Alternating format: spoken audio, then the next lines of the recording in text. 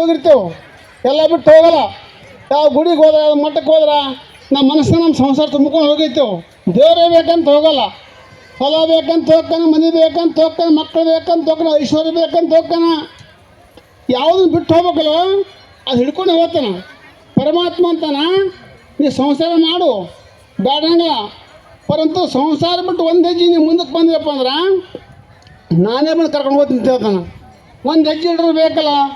100 ಹೆಜ್ಜೆ ಇಟ್ಟು ಹೋದಾಗ ದೇವ್ರನ್ನ ಮುಟ್ತಂದು ಸಿದ್ಧಾಂತ ಹೇಳ್ತದೆ.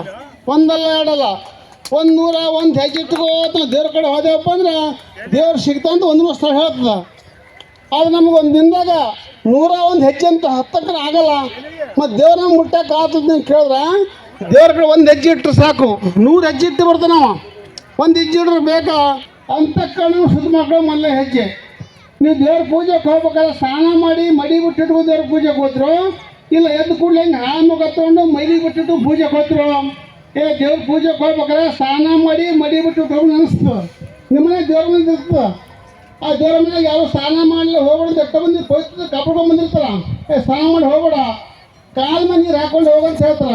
ಹಿಂಗೆ ಯಾಕೆ ಹೇಳ್ತಾರಪ್ಪ ಒಳಗೆ